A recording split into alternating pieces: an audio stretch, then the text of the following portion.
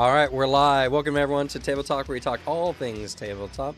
I'm your host, the Bella Gamer, with my co-host Blue Boy. Hello. And we were late today because Alex was too excited to tell me about his potential Legend in the Mist / Beast Tamer character. Incredibly potential because there's a realistic chance I don't play this character. I just wanted to start off our stream saying we're so excited to play the game that sometimes we're a little late because we're just talking about it. I mean, I think this idea is very neat. That's why I'm into it. But today we're gonna be. Oh, sorry. Go ahead. And I'm proud of myself. I'm proud of myself with what I'm building. I feel like my understanding of the weakness system. I have weaknesses that'll actually come up way more often. Yeah. I'm learning. Also, just incredibly secondary. I open up YouTube to open up the stream on YouTube, and I see that there is a Devin will be happy. There is a stealth game coming out for the Skaven. It's like a 2D stealth game. It's kind of hitting. It's kind of rules. But yeah, today we're gonna be talking about social checks and the whole talking to NPCs thing. Kind of just bouncing off of last week's trend of combat is weird. I think now talking about the opposite side of things, the social checks are weird, because as weird as combat can be and just the overall nature of how combat is necessary to be, social checks are even weirder. But we'll let some people hop into chat here before we really get into the conversation today. So, as always, we have some small talk that we've already started preemptively. But anything else new with you, Alex? I will not reveal much. Only because nothing's finalized or anything. And I was going to talk about it at least in our little private warm-up stuff, but then I got distracted about Beast Tamer. I might be getting a new chair from a pretty nice company. Thanks. So if my upcoming videos, I might just have a quick little ad break where I talk about a chair. I just gotta wait for any form of confirmation. Interesting. Yeah. It's gonna be very fun. It was literally last night before I fell asleep. That's when shit started coordinating. But yeah, no, I've been honestly this week.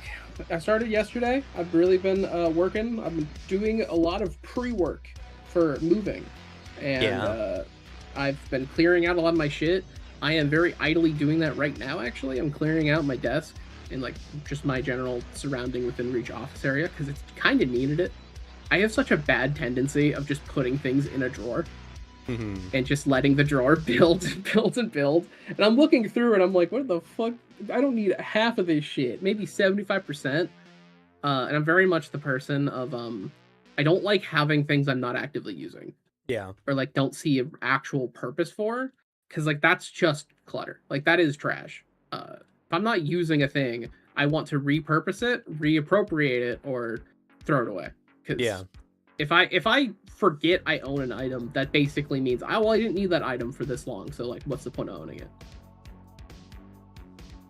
Yeah, I'm kind of the same. My desk has mostly just fallen into a state of disuse because I had a lot of things. I have some books on the floor down here, the Cosmere books.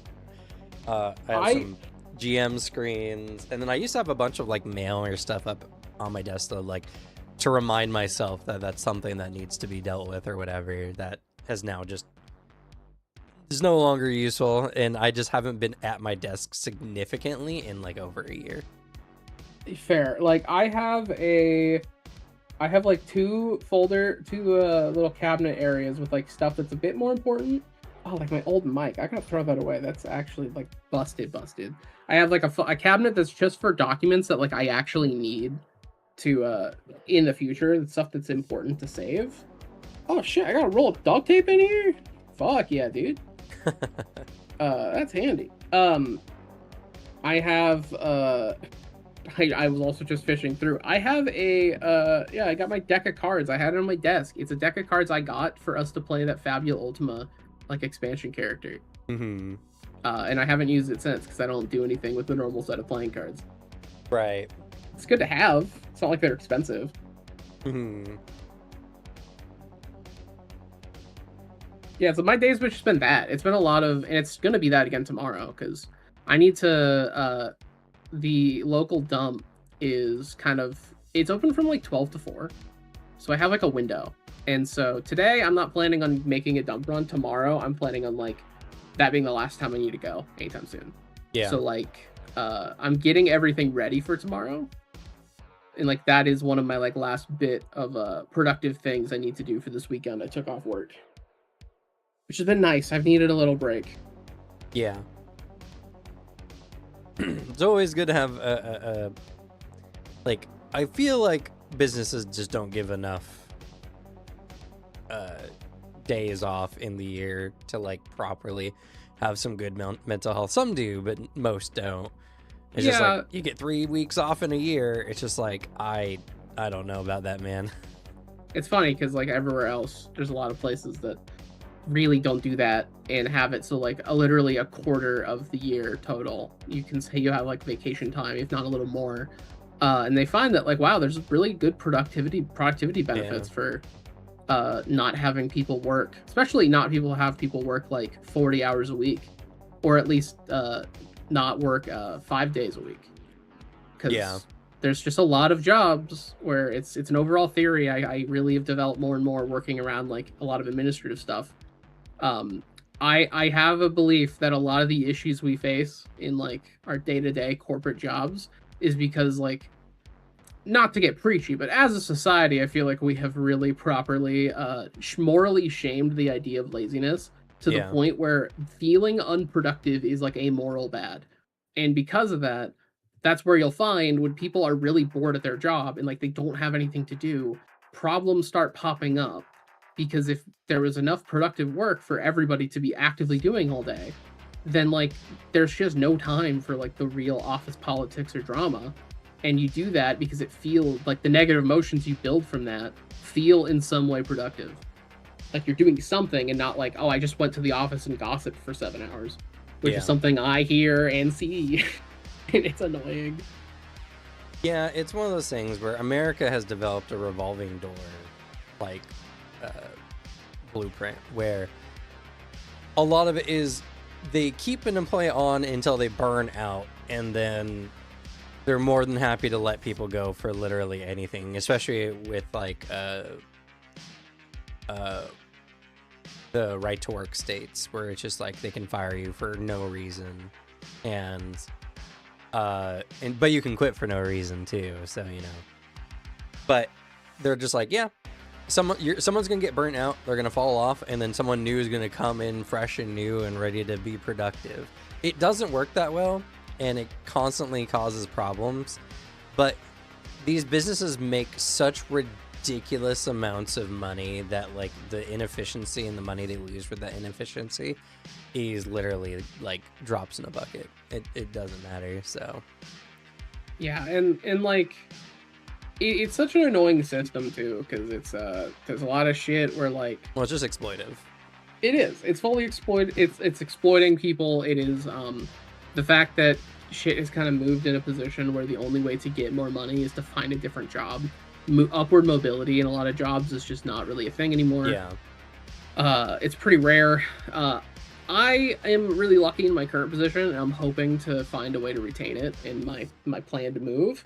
Or at least retain the idea of it, because being a government position, like, I'm getting a lot of really nice union benefits, which are the things that are guaranteeing, and the only reason I get, like, incremental pay increases, I get, because I'm used my, like, I get 3 days a year from my union negotiation to spend however I want.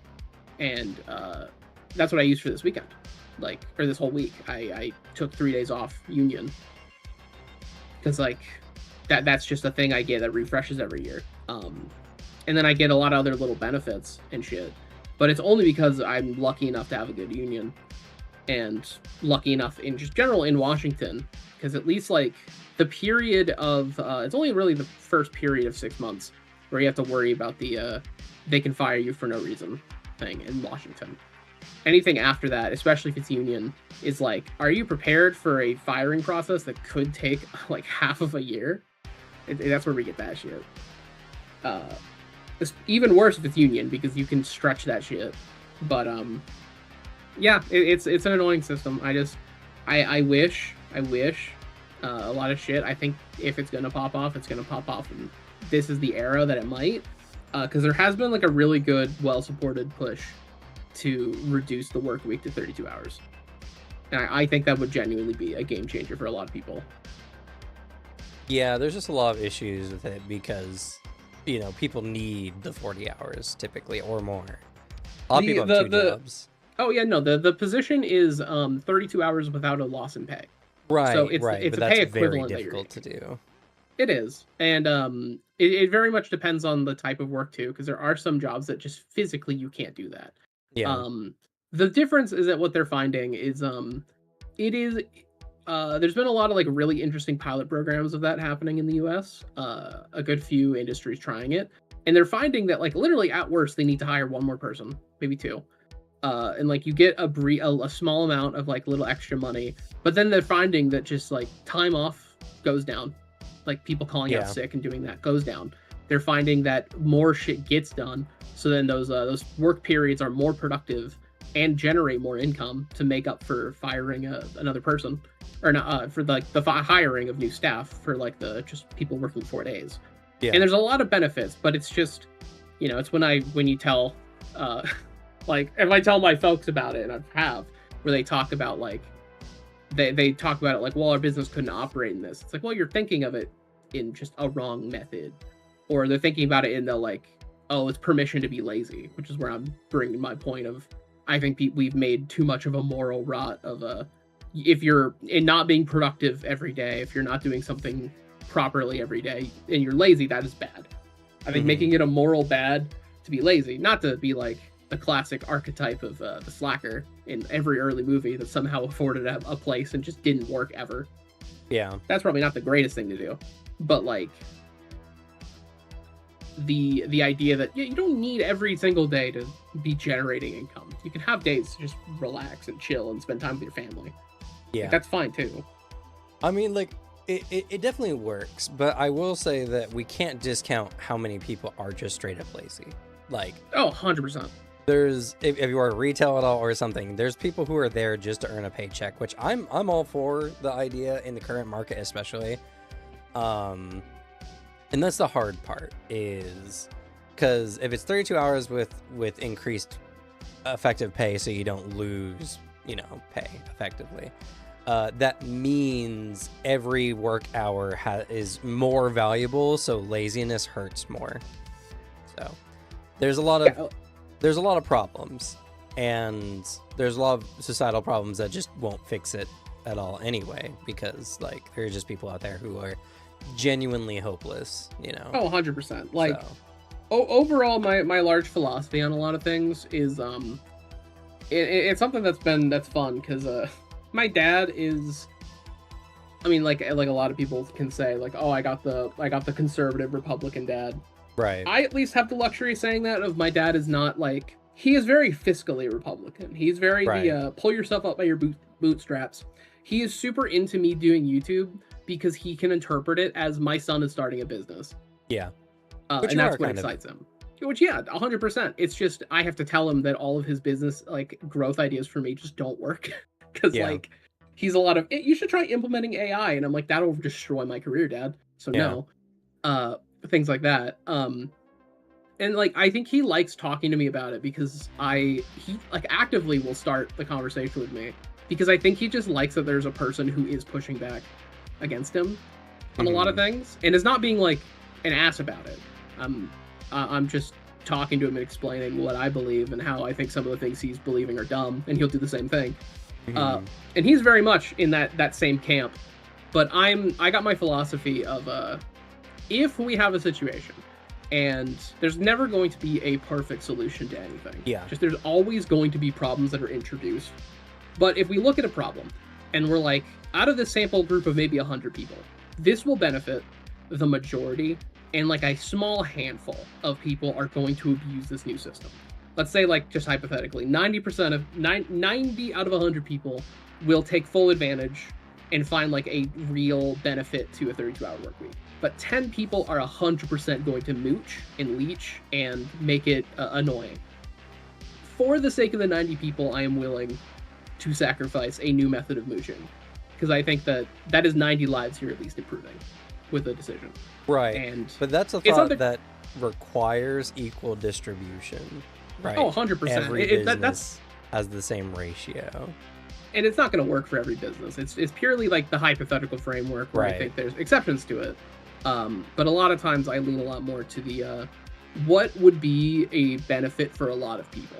Like, if there is I am willing to accept that there will be a percentage of people that will just negatively take advantage of a system if we can look at genuine benefits for a population as a whole. And obviously, like any moral framework, there's a lot of exceptions. There's a lot of interesting philosophies about like when to make what decisions. I just lean a lot more into that front. I think there's a lot of benefits, and like my other philosophies, we get one shot at this world. We get one shot at life. I find it difficult to look at things and be like, yeah, well, we're deciding that like this has to be the system. We've decided that like our lot on Earth is to toil, work, and like die working.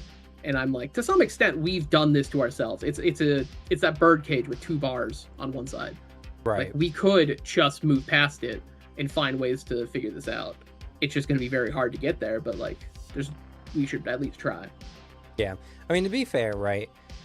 The most economically healthy thing would just to be to cut down the exploitive nature of a lot of industries, because you could have a very overall happy society where a lot of people are capable of living and being able to like buy a house and everything isn't something that's a far off dream. We've had those moments in history. There are current countries like in Scandinavia that are currently doing this, but the problem is that it requires the richest of the rich to become less rich, and that's where a lot of the pushback comes from.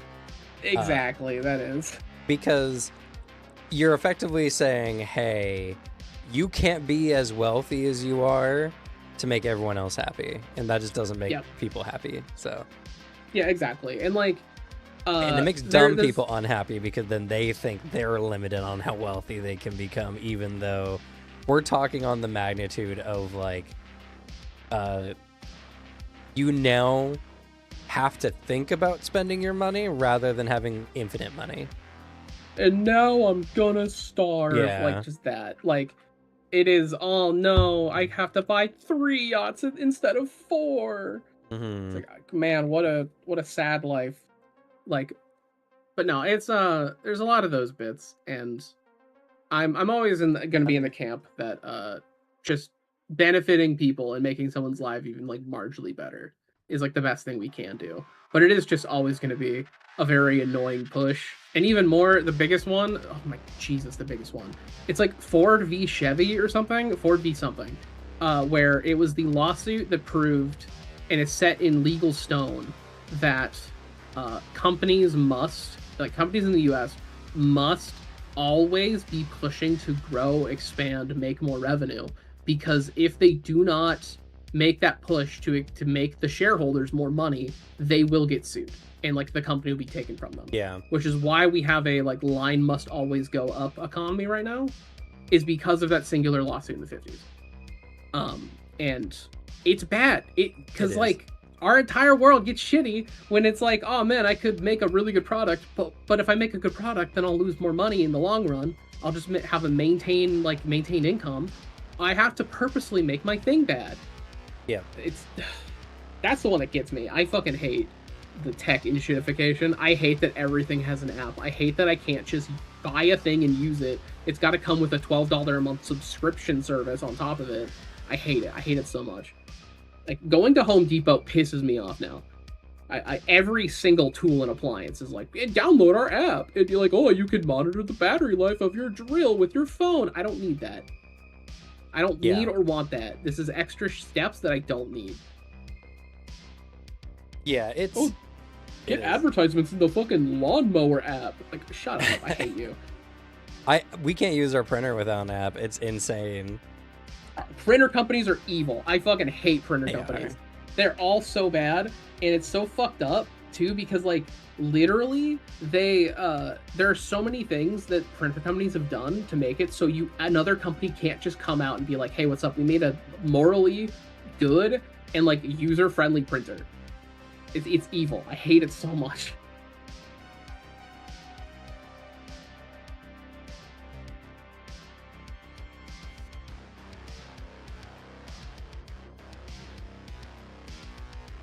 Oh, but as much as we could talk about the economic turmoil of the world today, let's talk about fake realities in TTRPGs.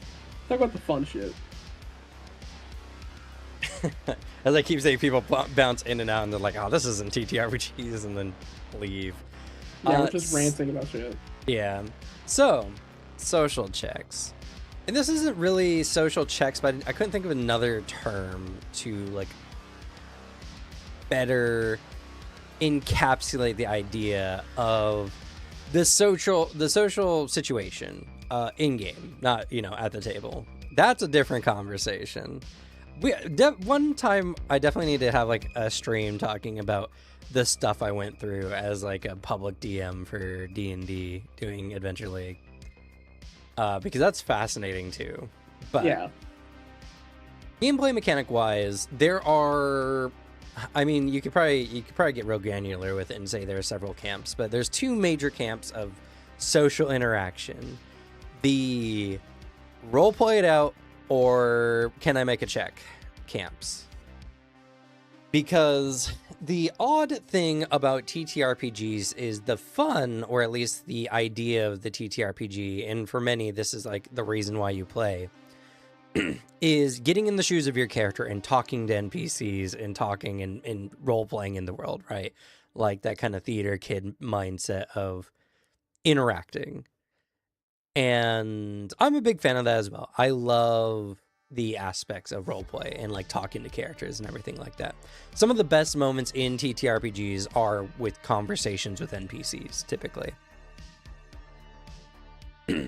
Yeah, but like that's something that appeals to me especially too. Like I get a lot of satisfaction at the idea of playing a person that could exist in the world, and like there's an extra level of satisfaction I get from situations where like it comes up. You'll see it in our live plays. We literally kind of came up, in a funny, tiny way, where I look at a situation, I'm like, fuck, there's an optimal choice I can make here, but like my character would never do that.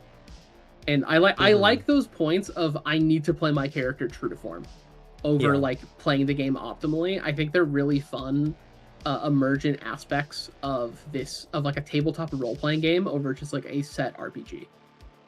Yeah. And I think there's a lot of value in the idea of creating a character rather than using a character as a vehicle, because when you use a character as a vehicle, what ends up happening is it diminishes aspects of the narrative and it diminishes parts of the story. That's not inherently bad things. I'm going to say outright. When I say diminishes, it removes some of the immersive qualities that some people really enjoy, but other people don't care as much about. When they play the silly little guy and just are there to have fun, while that is narratively eroding, that's not necessarily not fun. So it's a balance of the two things. So that immersive quality is something that is purely unique to TTRPGs or any kind of roleplay kind of thing, because I know like GTA roleplay stuff is huge as well. Oh yeah. For the similar reasons, that immersive quality that you can only really get in the moment when you're trying to talk in character as your character. Yeah, and I think it was an analogy I made at some point on here, is like there's a difference too in levels of immersion in like the game experience you're getting, where because this is in no way, as we've been iterating here, a putting down of anybody that's shown up to the table to dungeon crawl, have fun, do all that, because like I think there's a level of immersion gameplay you can get out of, say, like you show up to your table to play little guys. Like, there's a lot of fun stuff and fun things out there to enjoy that have that tone. It's like the idea of I'm sitting down to watch Adventure Time versus I'm sitting down to watch like Game of Thrones. Yeah. It would be really weird if you saw like a goofy like cartoon character in Game of Thrones, much as it would be the opposite. Because the one time there was a more serious character in Adventure Time, it was a intended tone shift. Yeah. Like that level is you can have those moments, but like there's a overall verisimilitude of the setting in the world that you can buy into, and some are just more willing and able to do the buy-in for like goofy funny shit. It's just a different type of style. Yeah. Well, and to be fair, right, you can have silly little guys that are still world appropriate and so immersive. I remember in our Astrid campaign, Jack the Pigeon Lord, a silly little guy of a character, but I don't think there was a lot of moments where anyone was taken out of the roleplay due to the silliness, because he felt like a character somewhat grounded in the setting, just in his own weird little way. It's a character that it's a fun type of comic character where if you're trying, it is just good writing advice too. If you're trying to make a character that is funny and goofy, but you want it to fit an overall like more serious, darker tone, you just need to add a sense of like genuine tragedy to it. Yeah. Like you can have like there's some podcasts to listen to that play in this space too of like they're coming up with characters, they're being funny about it, but like when you're actually like examining what this is on like a real level of like this person existing in real life, it's like it's not a positive that they're the way they are. Yeah. It's always through like this person in some way has been completely fucked over or in an awful spot, but they're just weird. Like Jack is a character that you can see living in that moment and living in that world, but like fuck, he's had it really rough. It's insane that he has the outlook he does for having been through all that shit as a child and like living the way he does. Yeah. But he makes it work. Yeah, so, you know, like, and that's why I mentioned the little guy part, because that's kind of like, a lot of people play little guys that are not built within the context of the setting that they're in, you know. I saw this all the time doing D&D. You know, someone would make a silly character, and it's just like, okay, that's funny, or that's fun, but how does this character even exist in this setting? You know, like, how are they able to be here? Why are they an adventurer? You know, something like that, which is something that is difficult, and that's a skill thing. So I'm not going to overly judge people based on their ability to do so, but that's one element, right? And then there's the second element, which is, can I make a skill check? But this isn't necessarily done to be lazy or to be unimmersive, but rather we're playing a fantasy game where we can play characters who are more or less capable than we are. And this oftentimes includes characters who are more capable than we are. And thus, how do you roleplay as a character when you're not charismatic enough or smart enough to properly like step into those shoes, to properly roleplay as those characters? And it's hard and it's difficult because, in all honesty, you gotta up your personal game, or your character is just going. Or you have to find a secret formula. There are some secret formulas for how to sound smart without actually being smart. But Yeah, it's really hard to do that. So instead, you have to take a more interpretive, or a more like, you know, my character sits there and thinks about the situation, looks at all the details, and he's gonna try to put this together. GM, can I figure out what happened here based on like the various clues in the scene? It's like, okay, roll check. And then it's like, oh, you find that this woman has been recently widowed and her husband probably died due to like malnourishment, or probably some kind of ailment due to their impoverished state. And it's like, okay. So seeing this situation, seeing how she is, I'm just going to tell her, it's okay, ma'am. We're here to help you. I know you've gone through a lot, but, you know, we'll help you. It's something that, like, that doesn't require a lot of charisma or personal intelligence to kind of have that reasonable response. But that's still a skill thing, right? And it's hard when you just can't match your character beat for beat, especially if you're someone who absolutely loves to get into the shoes of your character, because then you're putting yourself in that situation of, how do I act smart all the time? How do I act charismatic all the time? And so there's that necessary division, right, between the two styles of, sometimes you need someone who just is playing the game to play their character the way they should be played, while other people are so just about the role play they can't imagine why you would do that, why you would do such a thing. Yeah, there's like, I think it's an interesting bit, because I'd also argue it's an interesting aspect, because we've talked about it at length in, I think, some very interesting talks of just how inherently strange some skill check is in general, and how there is like this line for the social part and then the skill part, because in the same way that I would argue, mechanically speaking, I think it is a bit unfair to have like if a person is able to be charismatic enough and play their character, then they can bypass like the actual numerical part of their game. Yeah. In the same way that if the rogue player read up and like started picking up like legitimate lock picking skills, and so then they can explain to the GM exactly how they do it, I would say that's annoying. It's like, I mean, this is part of the game, man. This is part of like the rules we're interacting with. If you're able to just learn your subject, and then extra unfair, because like, well, what do I do for magic? I can't like actually learn magic to bypass these skill checks. It's like there's that element to it, and then there's that element of like the part. It's similar to when you're rolling an attack. Are you missing? Like, and that means like, oh, I swung twice in this like 7-second span and I missed both. When in reality, it's a showing of, no, there's trading of blows back and forth. Like, you can give the most eloquent fucking thing possible, roll like shit. And it's not that you flubbed the speech. It's not that you did that. It's just maybe you're arguing with a person who's like incredibly fucking stubborn. Like somebody who, like, in those moments where you're talking to someone, knows they're wrong, realizes that they're incorrect and they should do something, but then they're like, well, now I'm extra just not gonna accept your argument, because then I have to say I'm wrong, and I'm not gonna do that. There's just outside elements that like the role is accounting for. But it is interesting, because like there's elements of that where I see people talking about it. I see a lot of it on TikTok, and it's never good discussion on tabletop, I'll be real. Where that talk comes up a lot of like, why would you like talk in character the whole time you're playing? Or like, why wouldn't you do this? This is the only way to play this game. Now, to be fair, extremes are bad in any situation. But even on like a more basic level, right? Like, let's take Dimension 20.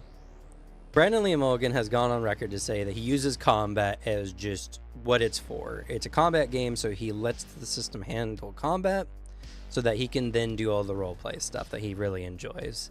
And he's operating with people who are, like trained in the art of entertainment. And so they make some fun characters, they have some fun roleplay moments, and even they necessarily sometimes break immersion just by being entertaining or trying to do something silly. And even they are not capable of fully like creating hyper intelligent characters, because not everyone is just like really smart. And they sometimes get around it using mechanics or all that kind of stuff like that. So it's something that exists at every level of play. Anyone who's playing tabletop, it's very rare you find someone who's capable of, socially anyway, properly mimicking their character to the degree that they should be able to. And in these moments, you could be frustrated for something that other people wouldn't, right? You could say like, well, why does he get to say he's doing something and the GM just lets it go without a roll, or like, how come he made this really good argument but they rolled the dice and he rolled like garbage, and so the GM just had to describe how they missed a point or something, like there's no good way to do this because at the end of the day, we're not writing a book, we're playing a game. And that game element has to be present in some way. And so, socially speaking, I don't think that anyone is doing it perfectly, because it's impossible. Because you're either, one, role-playing so well you can ignore game mechanics, or two, using game mechanics to avoid the roleplay that requires any like high levels of thinking or ability. So groups will inherently eventually fall into whatever their style is, right? Like for our current group, for instance, I would say we definitely lean more on the we like to role play, but there's the occasion where we just need to roll the dice for our characters because they're either smarter or have some knowledge, or we're playing in a setting. This happens a lot because I like to make new settings where the players just can't know things, so they need the GM to tell them, you know, what they know.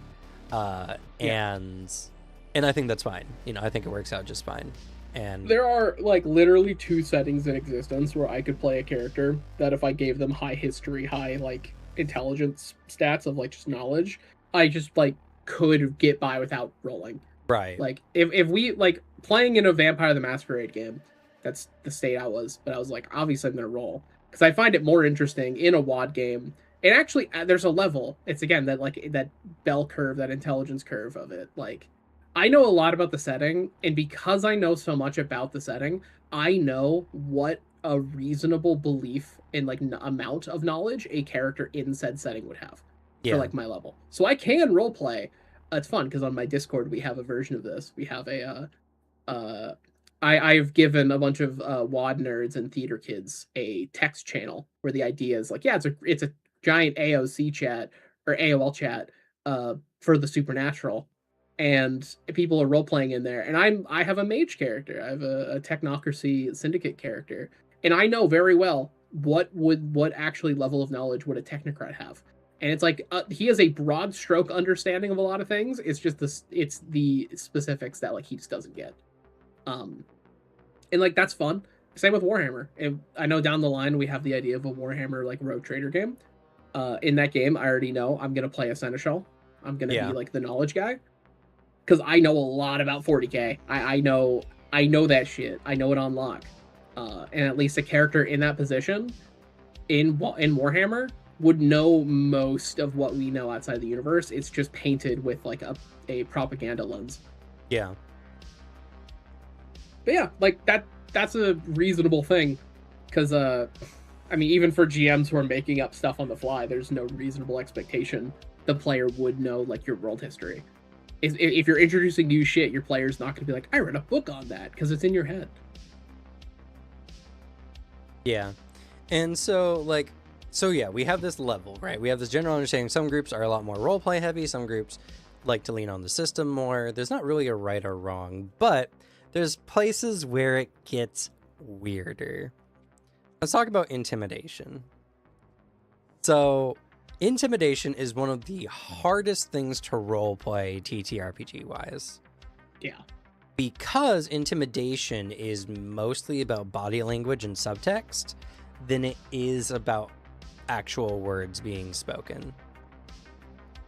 So if you are representing your character in a story where you're all sitting at a table, you have to describe them being intimidating, but that inherently takes the edge off of the intimidating error.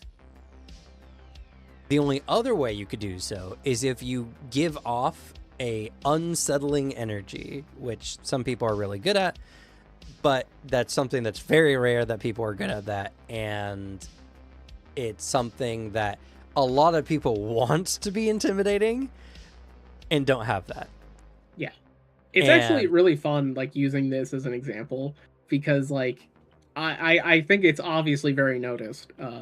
Whenever I play a character, I like playing characters with good charisma, and then it's an active choice to play a character without it. Mm-hmm. I never go for intimidation, because I'm not good at it. I don't know how to be scary, and also, like, even just in my real life, I have no desire to be scary or intimidating. I don't want to do that. I don't find the idea of it fun. So like, I just don't build into intimidation because I think it fits my own strong suit better of using deception or persuasion to get what I want, rather than like tell me your information and then you like yell at them. I just can't do it. It would just be like a comical attempt at being scary, so I just don't do it. Yeah. Even though the GM it's hard. I have been intimidating with some NPCs in the past, but there's also this level of defiance players like to have. Yes.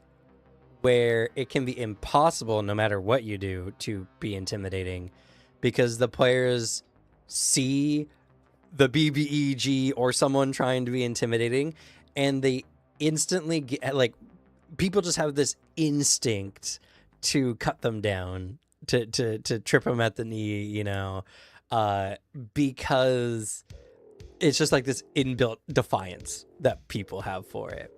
Yeah, and it's like, I want my character to be cool. I want this. Or even like a comical game, a lot of times it's like, I'm going to make jokes about it because it's the difference between, honestly, like I like the Dimension 20 example you brought up. Like, it's the difference of how does like Legend of Adventures treat the reveal of a big bad. And as we all know, Gryla, there's a gorilla in the loose, versus actually, I will give the Dimension 20 folks, like with a lot of their campaigns, especially like Fantasy High, for as goofy, funny, and like let's cut the tension with humor that it is. Anytime there's like a legitimate villain like to deal with, save for like the first one of Dimension 20, the first season, they're all treated pretty well. Like they're treated like with levels of respect, and because the first one was literally like the villain is kind of pathetic was like the point. Like, he's just a pathetic rich dragon who wants his horn, and they can make fun of him. But then the other ones are like, this is an entity that we actually are like terrified of, and like will exploit our fears, and we are children. And there's shit like that where there's levels of it. There's levels of roleplay where you got to understand where your character would actually be intimidated, and then it is hard because in the moment too, I think not just defiance. I think there's like enough level of distance for some people. Because, I mean, that is legitimately me. Like, I am a person that I struggle, even as, like, getting immersed in roleplay. I'm still like, yeah, but this is my friend Cam. And, like, I have that. It's the reason my hard line for stuff is, like, I'm not going to roleplay romance or anything like that on the table. Because at the end of the day, I'm going to be, like, the idea of I'm going to flirt with my friend Cameron. I'm like, that is uncomfortable to me. I don't like that. Same extent where I'm like, that's my friend. He would not hurt me. I'm not intimidated. However, my character would be. So there, I will play it like this.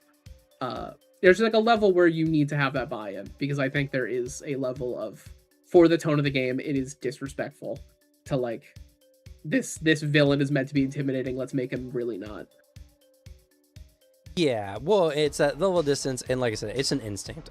I see it all the time in you guys. Just like, you see a character who's meant to be intimidating, and it's just like the subtle urge to just cut it. To cut their oppressiveness. I remember the one guy from our 333 campaign who's kind of a part of that organization, who literally beat Devin's character to death, quote unquote, prior, and then later like came to go talk to each of you, and like there was always that level of resistance or defiance in each one of those conversations, because he's coming in and, like, you know, he is a kind of intimidating figure, but it's impossible to accurately do that when you don't feel like any personal stakes and just that, like, innate urge to want to cut them down, because it's like people innately, if someone is acting like super arrogant, super prideful, everyone just like, man, I just wish I could shut them up, you know. I wish I could. Yeah.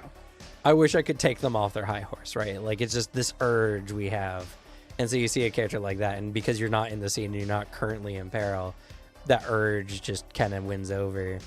Like Dimension 20, the reason why they can do it is because they've learned that it's better narratively if they respect the villains.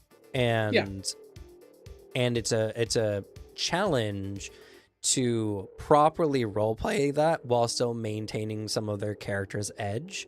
And so it's a fine line of, okay, it would be more meaningful if I'm actually intimidated here. But how do I actually be intimidated here without completely diminishing or like making my character feel weak, you know? I think Devin in our group is really good at giving into the role play and like actually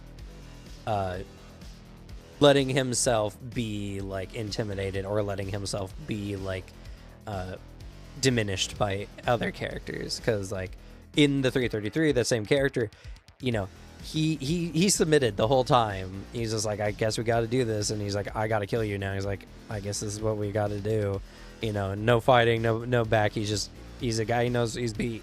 And there's that moment he was in the hospital breathing through a tube, you know, and the guy came in and he's just like, well, good news, you didn't die and you're harmless. Your power is you can't die, but that doesn't mean you can't be hurt. So you're like an F class ascended. Yeah. And Devin was just sitting there, just like breathing through to role playing that. Like he wasn't being strong, he wasn't being petulant, nothing like that. He felt very beaten in that moment, and it was good. It was a really good scene. I really liked it. Oh yeah. But it's hard to do, right? So intimidation is just difficult, and it's extra difficult for the players because the GM can't just like always be like, oh, you're scary, when the player says I'm being intimidating, you know. So like even on the GM side, it's hard to properly respect intimidation unless there's some kind of feedback that can infer it, because as a GM, you also don't want your NPCs to be overly manipulatable, you know, because that also can diminish immersion. So, yeah, like there's honestly, there's a really good example. There's a guy I like. I want to say his name is Jason Alexander. I think that's probably wrong. I have to look him up. He is part of the official Vampire the Masquerade live plays, like LA by Night, New York by Night. Oh, yeah. It's not. Jason Carl's the GM. It's probably not that. He is the two main characters that I know he did. LA by Night, he played a Nosferatu, and in New York by Night, he played a Zamiski. Zamiski in Vampire, this is the one that always is stuck in my head for how he played it. Zamiski in Vampire are very terrifying people. They are very much in like Eastern European hospitality rules. Like literally Count Dracula is part of their ilk. And their main power of note is vicissitude, which is literally flesh changing. They are able to warp flesh and bone, and they will use this. They will make themselves look twisted and fucked. They will utilize their servants and make them like a biological, like body horror weapons against people. Like there is a subsect of these ghouls that they have where they create a person security camera. Like shit like that. It's bad. But they always do this with this level of politeness. And like this level of like, I'm being, what do you mean? I'm being so kind to you in the moment. But there's this undercurrent of like, I think you are threatening me, or I think you are currently sizing up how you would kill me. Yeah. And he plays it so well. There's a mannerism he has in this game where when he's talking as this character, there's just this thing he does, this little head tilt smile that is like, I don't see the smile in your eyes. Yeah. Like you are just putting on this air of being kind, because also the Zamiski have a big attitude of, I'm a monster. I'm not going to hide that fact, because like that, I'm not a human. I'm better than a human. I'm a monster. And he plays it so well. He's so good at it. Genuinely, go watch New York by Night. I'm not a live play guy. I think that the Vampire ones are really good. They're also canon, so they are actually lore important if you care about Vampire. Yeah. Yeah, and that's the thing, like, there are people who can, but it's very rare. Very, very rare. And it can be hard, especially if you don't play in person. It gets even harder because, again, a lot of it is body language, subtext, all this kind of stuff. And also it just requires a level of buy-in, immersive buy-in, that like you have to be willing to give yourself to the story, and a lot of people just have barriers to that. Like even people who don't think they have barriers to that have barriers to it, because it requires a level of vulnerability that people just inherently are uncomfortable with. So there's that side, and now we got to talk about its opposite. The players, the wooers, the charming and attractive, or I mean just attractive is a good way of putting it, because even if it's purely personality, like the ability to play a character who is desirable to people around them, you know, it's much the same way. One, we wouldn't be having a loneliness epidemic if people were capable of turning this on at will, you know. Yeah. So that is that. It requires a certain level of charisma. It requires also a level of vulnerability more so than intimidation, because if you really, really want to like turn on the charisma, be appealing to people, it requires like the willingness to get close to someone on an emotional and personal level well before socially acceptable in normal situations, you know. Like being able to look someone over, use their name constantly, be willing to touch them, be willing to push certain boundaries to see like what they like, dislike, all that kind of stuff. A lot of stuff that people are also just uncomfortable with. Like it's not even incapable of, but uncomfortable with going that far and doing that kind of stuff as well. And I would say is even harder than intimidation, though. I think it's a lot easier for some, especially some groups, because there are groups of people out there who are kind of in these love cultures or I guess intimacy cultures, who are a lot more willing to be intimate with people because there's just, you know, one of the human drives, and they're just the kinds of people who are more than willing to like give themselves to it and behave on that spectrum. And it is difficult, especially because it has layers, right? There's a gradient rather than layers, because there's people who want it for that kind of to have like a level of sexual domination, maybe not in like a pure sense of the term, but like that sexual charisma, magnetism kind of stuff. They want to feel like a character who people want to sleep with, right? Yeah. Very Austin Powers, you know. Even then, it's funny because Austin Powers is like a parody of that. Right, exactly. Because he's a large part of that joke, which is also like people forget this, which is why I like that example, is because an inherent joke of Austin Powers as a character is that he's James Bond if James Bond respected consent. Yeah. Like that is a big part of like what they're poking at, because those movies, they're fun, but boy. Yeah, well, exactly, and not only that, but he's got all the British like goofy teeth, and he's kind of a silly guy, and oh yeah, like he's a character. Like the other part of the joke is that he is like not attractive, but everybody wants to fuck him. Yeah, like, everybody. Well, because I do believe on some level, Austin Powers has the other aspect of like attraction, which is that like confidence that a lot of people find attractive. Oh yeah. So it's like, actually literally one of the first things he does in like the movie is I think he makes some joke that like he's only into consent, like consensual shit. But yeah, like that, it's a fun example because like that is a character type that I think people have that image of like, I want to have this type of character, even like just the James Bond in it, and then they're playing into like one of the things that it's making fun of, because they're just like they just want that like fantasy, even like the power fantasy of it. Yeah, exactly. Yeah, it's exactly that. I mean, it's the same. It's like the same but opposite thing of the intimidation aspect, right? People want to be respected and they want to be loved in different ways. Uh, and so these are social aspects that are very difficult, again, to recreate because they require levels of vulnerability, openness, and also consent, in a lot of ways.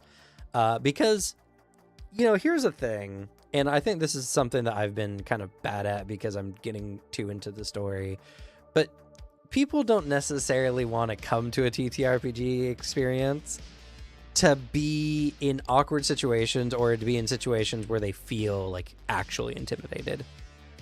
Yeah. I haven't done any charisma stuff that's been weird, but I definitely have been socially pressuring people with like intimidating characters that the person themselves is probably just not as comfortable with that kind of thing. Which is kind of one of those hard aspects of TTRPGs where, of course, this is where veils come into play and all that kind of stuff. Where sometimes someone doesn't want to be immersed to the point where they feel actually intimidated. That makes them feel incredibly uncomfortable.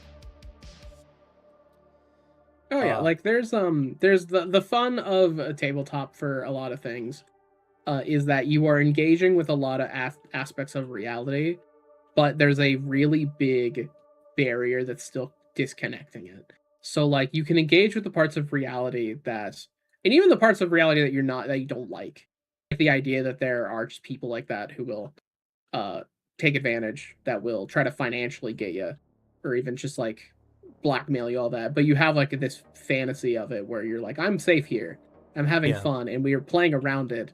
And there's also just the aspect that like we're playing a tabletop game because we have a fun character idea, and like we can joke all we want that like, I'm making this character, they have so much trauma, there's so much shit they've been through. But like the story is that they're getting over it and that they're going to become a better person and be cool in some way. And it's like when you have a game that's just like, is the game, all it like reinforces is that like they're not cool, they can't rise to the occasion.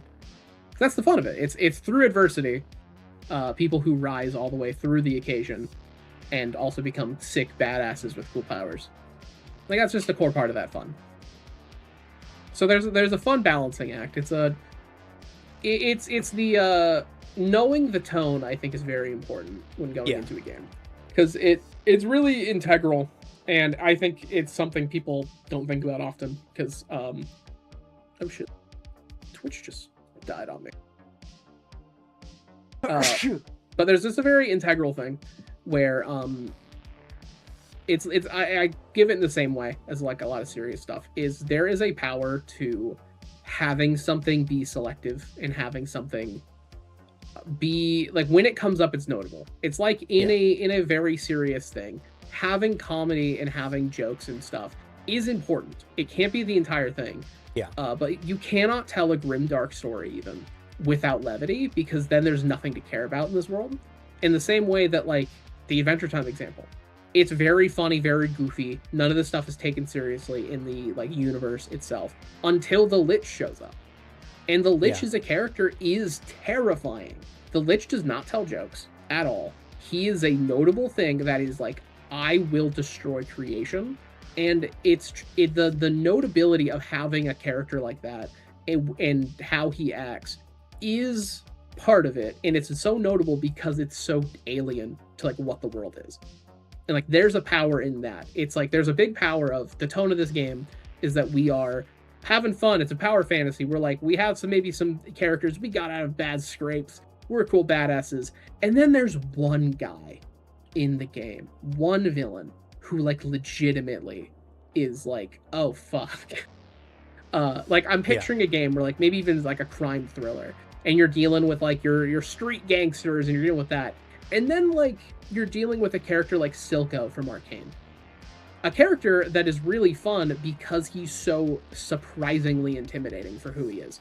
He's a scrawny guy with a breathing like lung issue and like a fucked up eye. He is small, but he has this power to him because he always has this threat, it feels, that like, and with this hand I can put around your shoulder and talk to you and comfort you. And with the other, I'm holding a knife to your wife's throat. Yeah. And like that, I mean, literally the most terrifying scene is when that one like chief of police comes home and like Silco is playing with his daughter. Yeah. Like that is terrifying. And if every villain in that was like him, I don't think he would land as hard. True. Yeah, for sure. I mean, yeah, it's complicated. Like, it's funny that we had this conversation up to this point, right? About a TTRPG, about a fun game, about going into dungeons and fighting dragons, and we're rolling dice and doing all this. Like, the same game where you've done the dumbest shit ever is also capable of the exact opposite. Something so serious, so personal. And this, I think, social checks in particular really show the, I'd even say, physiological differences in people, right? Because if you're playing sports, right, it becomes easy to see who is more athletic or who's a better runner or who's generally stronger. Just as in TTRPGs, it's easier to see like who's more intelligent, who's more socially intelligent, charismatic, who's more even like willing to be vulnerable. Like that's a skill in and of itself that like a lot of people just don't have.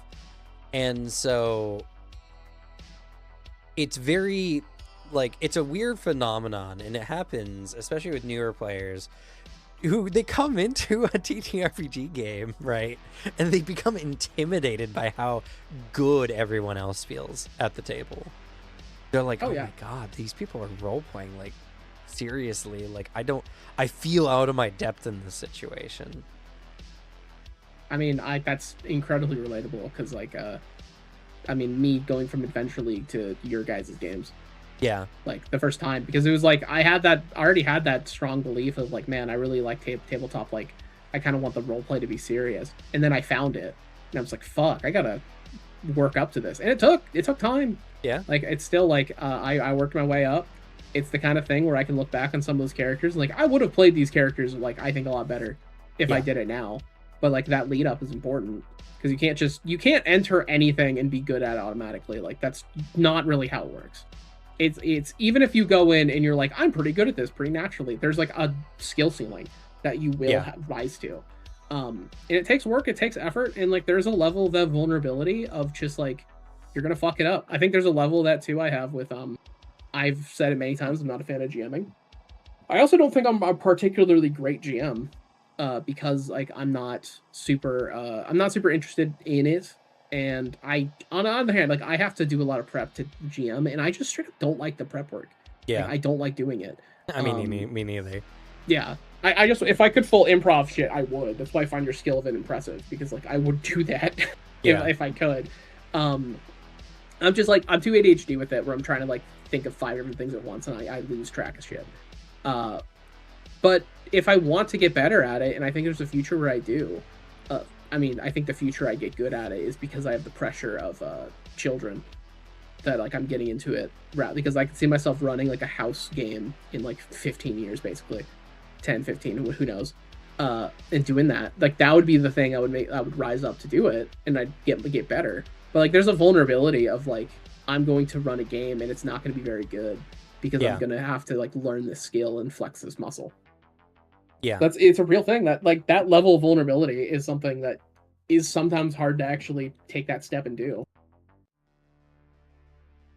Yeah, and to be fair as well, there are levels in it that require your co-players to also be at a level that you can actually work on your skills and get better. Because like if I go to Adventure League, for instance, there's not a lot of valuable practice I can put in there as a player or a GM, because there's just a lot of people who are just not going to be at the same level.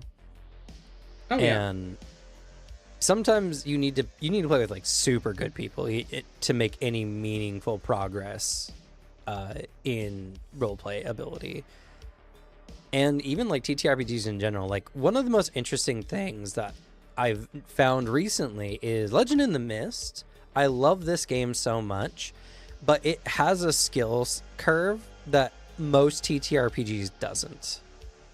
Because not only does the game challenge you in the normal senses of a TTRPG, like your ability to roleplay and to do some problem solving and everything like that, but it also challenges you to narrate appropriately, because context matters.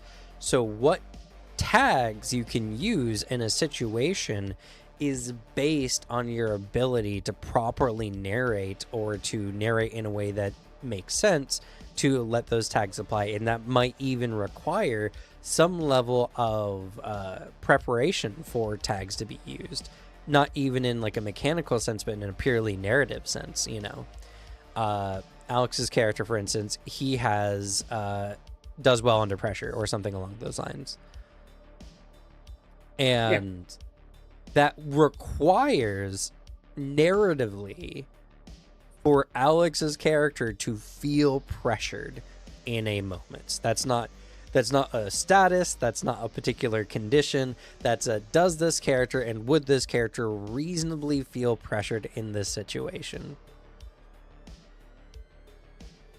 And I mean, I love the game, right? Give me a game that gives me challenge for the skills that I've been honing for years. Narration, roleplay ability, and just like the overall mastery of the system. It's literally, Legend of the Mist is one of those games that is very easy to engage with, but has such a skill curve where like the best players are going to be people who are genuinely really good tabletop players in many aspects.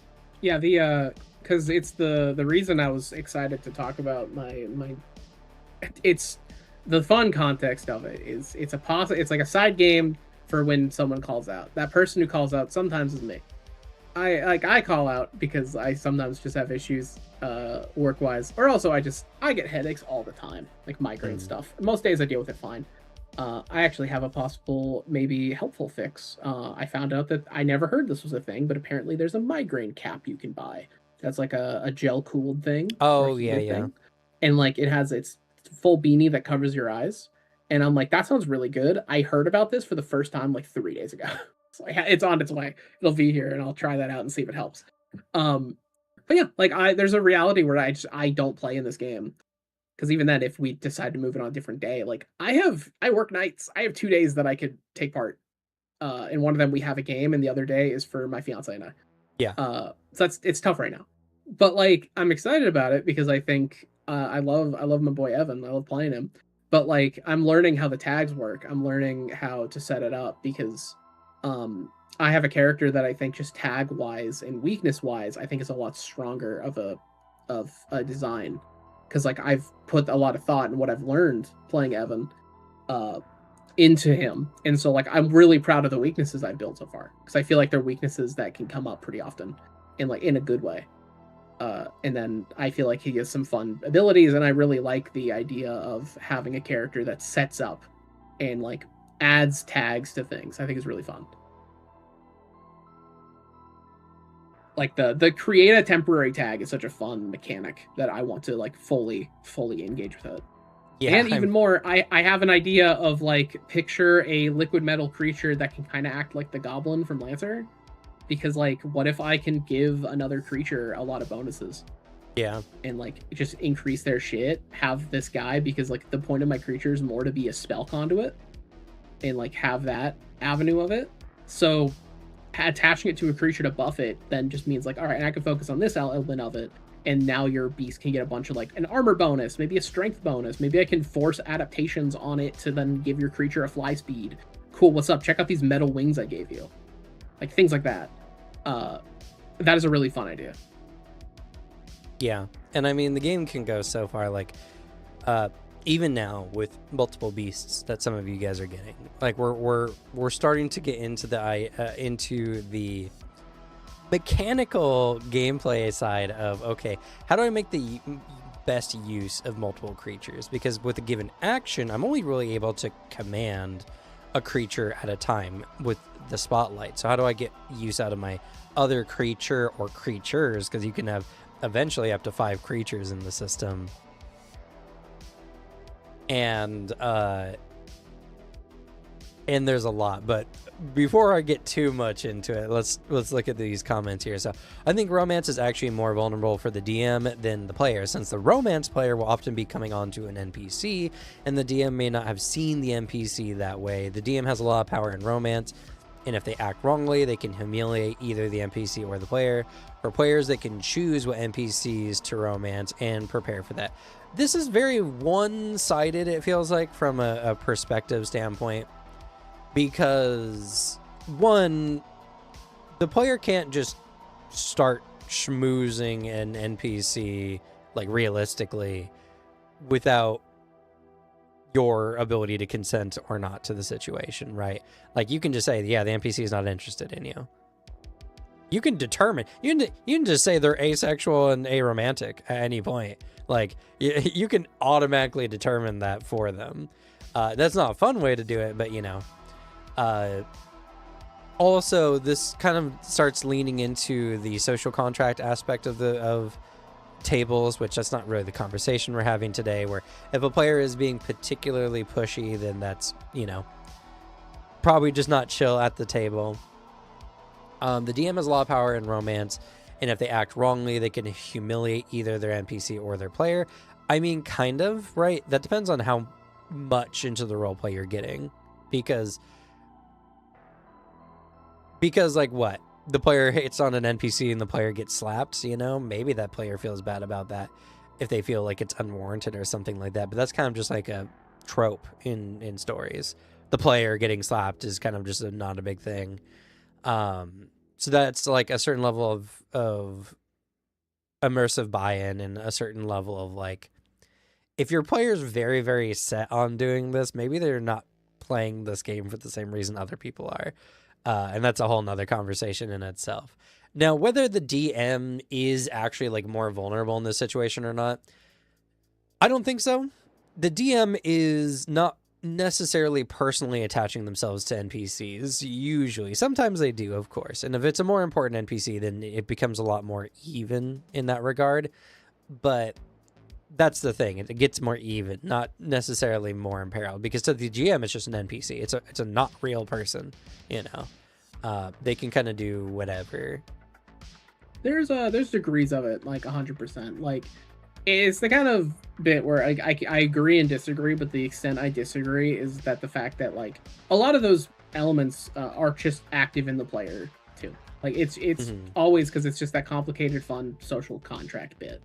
And like what's actually happening in a moment, because like there's a lot of times where like the GM can have the power, but like the GM still in some regard needs to maintain the table, even if it's like public thing. Because we both have a story of that. Yeah. Nothing like super overtly creepy or weird happened. It was just kind of uncomfortable because like socially. But like on my extent, because I have that element as a player where like my hard line is romance stuff. And like the GM can have some power in it, sure, but like there's also an extent where like I'm never gonna pursue it, because that level, I don't want to cross that line with my friends, because I genuinely struggle to it's one of the reasons I'm very method with my characters. I do have a struggle of like faking fully an emotion that I'm not feeling in some way, because like the one example is, I think a lot of kids have this, where like I didn't know how to smile for pictures for a long time. Yeah. Like, I just couldn't do it, because like the idea of just faking a smile was like really weird and alien to me. I got over it, and I learned that skill, but like it's similar to the idea where at any point a romance thing pops up in a game, I'm like, that's my friend. I don't feel this way at all about them, and faking it is so difficult. There's like a single person, but because I'm engaged in them, that I feel like I could do an in-table romance thing. And even then, I've talked to my fiance about it, and they're like, I also find that weird, to be honest. Like, to the extent where we're probably not going to do that, because, like, the idea of us, like, role-playing a fake version of our real relationship in front of a bunch of friends is, like, that feels very, like, look at me, in a way that neither of us like. Yeah, and that's no shame to anyone who actually does that, by the way, like, who does play those type of characters. It is just the boundary my fiance and I have, where we both look at it and, like, that just seems awkward. We can play characters in a relationship, but the idea of performing a relationship is really uncomfortable for both of us. Yeah. And that, to be fair, that's another interesting thing. Like, okay, what if you do have two players who are very, very consenting into this kind of thing? Oh yeah, Doing it with each other. Because yeah, I think there's levels of it where you have to have a balance of kind of like show but don't tell, but kind of in reverse, where you say generally like what the characters are doing, but you're not like making it overly a thing, because the table's not there to watch you two make out. Usually. Yeah. There are tables out there like that, but usually that's not the case. But that's like a player etiquette thing, so that's not really the conversation today. But yeah, that is an interesting like sub conversation about what those kind of situations can have. And a lot of this, and I think what Mr. Overkill here, or Overkrill here, was more leaning into, is there are also interesting power dynamics that can occur at the table because of like the role of the GM versus a player, for instance. And it goes both ways. So one, it's the GM's the one who runs the game, but also the GM's running the game for the players. So that power imbalance can flip-flop very easily depending on just the social dynamics of the table and the people involved and how they feel about those kind of things. And an interesting conversation for sure, and maybe we'll have a chat about like table etiquette and stuff like that. Though it's a conversation that I find very hard to have a meaningful conversation about, because it mostly just boils down to just don't be weird at the table. Don't be a weirdo. Be respectful of your fellow players. Try to have some level of social awareness. But what we can talk about today, and something that, you know, I think would be useful, is tips and ways that you can elevate your experience without necessarily changing your overall play style. So when it comes to these kind of situations, first and foremost, everyone is capable of developing their intelligence, developing their social intelligence, and developing their charisma to get better at these things. Now, is that what at all would be necessary to play TTRPGs? No, but if you want to improve your ability to do so in TTRPGs, that's kind of on you if you want to do that kind of thing. But there are some things you can do in these games that require just a different way of thinking that can allow you to elevate your experiences with these things without necessarily demanding more from you as a player. And what I mean by this is, for instance, I gave a really good example of it earlier. Okay, my character is smarter than me, so how can I pretend to be smart while simultaneously allowing the game system to do a lot of that heavy lifting for me? And that is looking at a situation and just kind of breaking it down into an interesting scene or an interesting idea. Like you start talking to an NPC at any time, like especially if you're in their like workplace or like their office or anything like that. When you're talking to like the chief of police or even like a kingdom or whatever, you can just be like, hey GM, I want to look around at the NPCs around me. I want to see like what kind of person this king is, you know. Do they command a level of loyalty from their people, or is it through terror? Are they very garish and care about wealth, or are they more just and care about being a good ruler?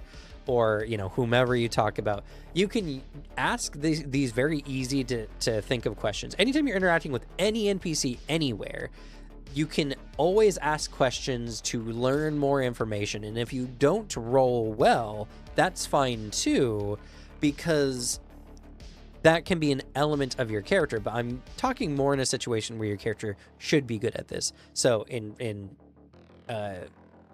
practice, right? If your character should be good at this, then your character should be good at the checks required to learn this kind of information.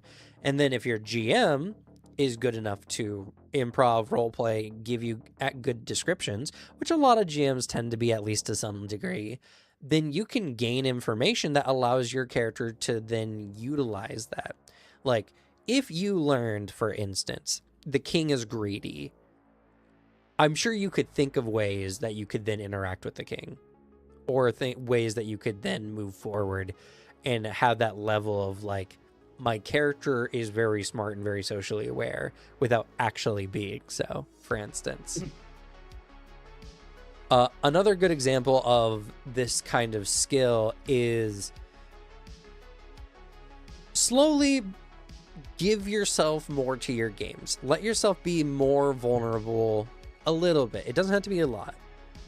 Try to have a meaningful conversation. Try to have a heart-to-heart with another NPC or player character in a game, for instance. Have those moments where your character is just kind of like flawed. Like properly trying to represent your character's flaws is a really good way to kind of work on that vulnerability, and it makes your character better. You know, you don't have to do it in an uncomfortable way, but you just have to play your character just kind of not trying to be always the best, always competent or proficient all the time.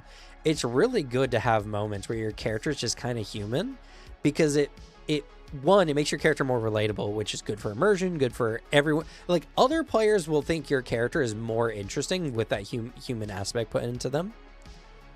And it doesn't really require you to be personally too vulnerable, but also like just try not to be too much either. You know, if you're obsessed with your character being awesome, then your character is going to be shallow at the end of the day. So having those moments of like, Legend of the Mist is really good because it has a weakness system, so playing into your weaknesses is mechanically beneficial, but also you can actually work that into your character. You know, you can work into those things where maybe you guys are making a plan and you need to sneak around, but you're the paladin and you're like, I don't like sneaking around. I find that detestable, you know, or whatever. In the conversation, without impeding the group, you can just be like, do we have to do this? Do I have to sneak around in the shadows like a miscreant? I find this rather unappealing. It just, can you guys work with me on this? Something, maybe I go through the front door, you know. Or when you are sneaking, it's just like, he's being so gentle and he's just so slow. He's just scooting along the wall, doing his best. He's not in his armor and he feels so uncomfortable. It's a good moment you can play a bit in, because like, I mean, I think the level of defiance for NPCs also can hit with players if the player is just like, I'm good at everything, my character's the best. There's a level of defiance of like, but no, you're not. And so like sometimes you'll see that of like role play that's directly like, even like, let's use this as a bit now, let's joke about this guy and this guy. And in that moment, that's just a fun way to make your character feel more human, because like you could also roll it in a few other ways of like, the paladin doesn't like the idea of sneaking. He finds it dishonorable, but he finds like going against his friends and like his allies more dishonorable. So he's going to pretend that he's like down and good with it. But then when the moment it happens, he's like, it's like sneaking it out of a cartoon.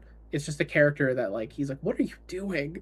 And he's just like, you're playing up the fact that he sucks at it and doesn't really like it. Or you can even just, you could run a lot of like funny jokes about it and have like that moment of humanness of like a guy who's genuinely like, I wear my armor, I am a bastion of like courage and honor, and people look at me and are inspired, and he's trying to do that for a skill he just doesn't have because he doesn't want to disappoint his friends. Like that's an avenue you can put it in. If you play a character that's like immediately like, and also actually he's secretly the best at this, and he's actually like a really good at stealth even when he's out of his armor, it's like, I mean, okay, sure. There's a lot of that. Yeah. Like you can take those moments and you can run with it. Like I think to the similar extent of be vulnerable, I think there is a level of like, obviously to the point where like, not to the full extreme of have your friends bully your character and undermine everything you do. I think if you like a genuine marker of art, like just kind of, even in real life, I think is a decent marker. If you are able to, when the time comes up, accept being like the front, like the brunt of a joke and like having a bit and running it like that. If you have a good group for it and everything, I think that's good and healthy. Yeah. Like that is an element that you shouldn't be able to take yourself seriously 100% of the time. like be comfortable in those moments, because like it's going to just endear people more to you. And like if you have those moments with like your character, it then makes the moments where they're good hit harder and are really fun. Because like then we know like there is like these little endearing traits about people and like about your character. He's really cool and competent. He's like a really really strong, really just, really moral. But like man oh man, in these moments is it kind of fun. And then you can build like a bit, and it can happen in like other times of the game, and it's just, I think there's a lot of good moves you can make to set yourself up for the game. Yeah. So, you know, like I said, your characters can replicate awareness. Your willingness to give your character some level of vulnerability will give you that humanizing element. And to kind of play on that as well, be okay with your character genuinely like being intimidated in certain scenes, or thinking certain actions are dangerous, and being like somewhat unwilling, right? So this is, don't be a blockade for your party to move forward. Don't get in the way of the story, but add a level of resistance that adds to the narrative, but you know, with not even a lot of force can move past that point in the story, because those moments will be the moments that will start immediately making your character more into a character and less into a vehicle moving forward. You know, like I said this at the beginning, but there's people who want to be in the character, and there's people who want to use their characters as vehicles. And this is something, right, that there's just some people who are just incapable of engaging in meaningful immersive gameplay. They just don't have the ability to, they can't see it, or it makes them uncomfortable or something like that, or that's just not the reason why they play the game. And you know, we shouldn't force people to play the game the way we want them to play the game at all. Yeah, like honestly on that, like I think there's a good point with it too of I like there's that level of adding apprehension and adding that, like, because a big aspect, you know, it's an aspect of bravery. Bravery is not the lack of fear; it is the ability to work past it. Yeah. That's fresh in my head because of there's a Green Lantern show out, and like I mean that's just a big aspect of Green Lantern. Yeah. Is like that idea. And so having that level of apprehension is good. The times I've seen it, and I've seen it where it gets annoying, is like, I'll be right back. Oh, my character is apprehensive and like worried in this moment. Therefore, we're engaging with this in a position where like it's still a game though. Like like as a game, challenge is rewarded, and we are doing things and like running these challenges to get something out of it, be it loot or XP or something. And like part of the game is us having challenges to overcome, and sometimes that apprehension goes into, essentially, if you really let it fester, it turns into like, so we're just not allowed to do the game. Like if the GM creates a plot or like a thing, and then like, oh, but it could be dangerous, it's like, yeah, everything could be dangerous. We're in combat all the time, we're in these situations all the time, like you still gotta do it. I think like there's a level of playing it. It's like that, like what Cam said, it's the level of don't play it to a roadblock, because if it's getting to a point where it's like just getting in the way of the main story, then it goes into, I think, a really important point for table etiquette of don't make a character that doesn't want to engage with the game. It's like the most annoying thing is the idea of like, I'm rolling up to the session, I got my rogue or my wizard or whatever, and they're like, well, my character would actually not be interested in this. And it's an element of tabletop talk I hate on like TikTok and shit, where I see it and people are like, well, your job as the GM is to actually make the player in the character care. It's like, no, the fuck it isn't. Like, we're sitting down in our limited time, and especially like for a lot of people, limited time sessions of like we can't play regularly, and you're gonna wind it, and you're gonna take us off the rails because like I have to baby your character to make them give a shit. No, roll to the table and play someone who cares. Because like, I don't know, it's not a good story if I'm reading a book and like the book starts and the opening bit is like, well, actually this book is about like this cool quest to slay the Lich, but it actually, the character goes on for 1,000 pages and just doesn't do it because he's like, I don't care about the Lich though. And so nothing happens in the book, and it's just a story of him on a farm. How boring. Cool. Like those elements of just apprehension is fine because people are that. Yeah. Any roadblock is just fucking annoying. And sometimes you just need to provide the lube for the situation. You need to give yourself a way of letting your character, like, either the character doesn't need to be talked into it, he just talks himself into it in the situation, or you represent that he's willing to do it, he's just uncomfortable. Oh yeah, like, there are ways to do it. Like, I mean, for a long running character I had, my character, a noted character trait for a long while was that he was a coward. He was actively terrified of, like, dying, horribly terrified of it, and so I would still participate in everything. And there's, like, a really fun balance you can make, actually, if you really think about it, of how would a cowardly character exist in a combat? Well, there's a lot of fun things you can do to signal that your character is scared. A big one, if you want to play a cowardly character and have them still an active participant and still do cool shit, is, get in positions where your character is, like, confident the second they feel like they're not going to have any repercussions in the moment. Like, that's what that character would do for a while, is, like, he would hide, like, get himself, like, secure, and then he'd be like, all right, I got this, and he'd use a spell, and then the moment someone was like, well, I'm gonna attack you now, he's like, oh, fuck, and, like, freak out, because it's that false confidence you can instill in yourself. And that's how you play a cowardly you can play a coward and still, like, because if you then played it like, oh, I'm gonna run away from every combat and not help, it's like, then why are you here? Like, why did you roll up to the table with that? Yeah. And, like, a core part of his character was actually getting over it and, like, actually becoming competent and someone you could rely on in, like, the thick of it. And, like, that was his journey. And that's part of the fun. But, like, there's a way to play characters, and it's something that's important in a scene with your character. If it's, like, clearly part of the game and you're made a character that's, like, maybe apprehensive about shit, find ways to still make your character want to be with the party and have them have ways to want to engage with the plot. Because it's my biggest pet peeve, is also the characters of, like, well, why are you hanging out with these people in this party? Or why is the party hanging out with you? Like, you're just negative to be around and you don't want to be around these people. You need to find a way, even if you're playing a character with, like, a negative personality, that, like, they're still going to be a party. You got to do it. Yeah.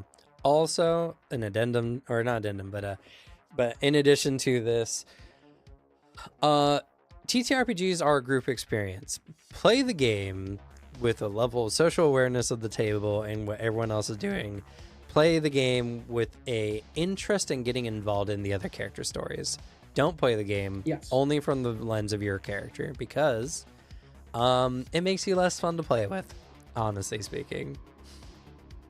I've played with a good number of players who are only obsessed with their character in the story. You know, the kinds of people who have a secret that they want to reveal to the party and everyone be awed at that. And it's like, it never goes off well because we don't care about your secret. You haven't made us care about your secret. You know, don't get all up at your characters, you know. Don't get your head way up your character's ass about the whole story. Actually engage with the party as a whole. Be invested in other people's characters. Because what's better in a TTRPG experience, right, where you're not just waiting for your turn, but you're actively interested and listening to everyone else's stories and enjoying the time there, you know? Yeah, exactly. And, like, and it's fun because, like, when you engage with people's characters too, what can happen is different story beats can come up, different elements of plots can come up, and it can dictate how characters move and, like, even their development. Like, having something to bounce off of will make a character more interesting, including your own. I mean, I'm a big fan of our party in this Beast Tamer game. I think our party is pretty fun. I honestly liked the emerging, because of, like, a random kind of encounter table roll of, like, double battles. I like the emerging rivalry of Evan and Cynthia. I think that is a very fun element Slug and I have been playing into. It's like, Evan as a character is someone I think who is he's a fun trade, but, like, there's a lot of it where I feel like he's a very big extreme of myself. And there's a lot of parts of, like, this character who's pretty non-expressive in a lot of situations is, like, amped to do something. And I Hmm. also got to pull a part for Evan of like the story of a guy who is just kind of like naturally really good at something. His first real big loss. And then like in the moment I'm like, how do I play this? And I examined how he felt and I was like, I think he's excited about this. There's an element of like he's kind of breezed through life, and then there's someone who is like a legitimate roadblock. And he's like, Yeah. fuck, this is a puzzle now. And he's had a lot of fun. I've had a lot of fun with it. Uh, like I think it seems like Slug's ready. We're gonna do a sick ass duel. I like our duel of like this is gonna be as fair as possible. It's gonna be such a fair 1v1. Uh, but it's gonna be sick as hell. And then I'm a big fan of like I like the idea of a character because it's the part where Evan as a character is not really social. He just actively doesn't care about a lot of things, but he will like let himself get dragged along by like Kai. Hmm. He'll I think there's a part of him too that's really like engaged with uh Annette's like intelligence of beast biology because he's just Hmm. like he just doesn't understand a lot of it or he just had never thought about it and he's like this person's an expert. I actually do kind of want to listen to what they're saying. And then Thomas is just Devin's character type of he's really good at playing those characters that are just the bro and are like Yeah. the guy everyone likes in the party. And it's like, well, we got to protect him, obviously. Right. Because like him jumping in front of a dragon is like that's a fun little story moment. And that's a lot of his characters. That's one of the reasons he's really good at playing having that vulnerability is because he just does that all the time. All Hmm. the characters he plays, you're like, yeah, I think we're best bros now. Yeah, yeah. Yeah, I mean, Devin's really good at playing characters in general. I Yeah, think he has characters who are better. He has better talent for, but more in his strong suit. But he's just a really good at like being genuine, and that's the thing. Like Devin is willing to open himself up, be vulnerable, and he's very genuine in his with his characters. And I yeah. think it's a significant strength. How important is it to play close to a stat block, like a warlock having high charisma stat, but the character is not? Should PCs try to match their stats, or do you think it matters? That's a fascinating question because I love playing the stat block. It's a challenge, you know. How do I represent this? I remember we were playing the Into the Abyss campaign for D&D, and I was playing this kind of annoying haughty wizard from Fae, you know. And there was a moment where he took a deal with one of the demon lords and he gained like intelligence and charisma. And so I represented that in the game. He went from being like a Outwardly hostile, like an asshole to everybody he came across. yeah, he was kind of like smart and a good speaker but abrasive to being genuinely charismatic and like a lot more modestly intelligent. Not in how he actually was, but he wasn't obsessed with that level of intelligence. And he became so smart that he realized like a lot of the a lot of what he was pursuing before was kind of like nonsensical. And it was a fun change to represent because I remember he said something like bro or some word that you wouldn't expect Nikos to say. And everyone laughed because it was just so out of character for him.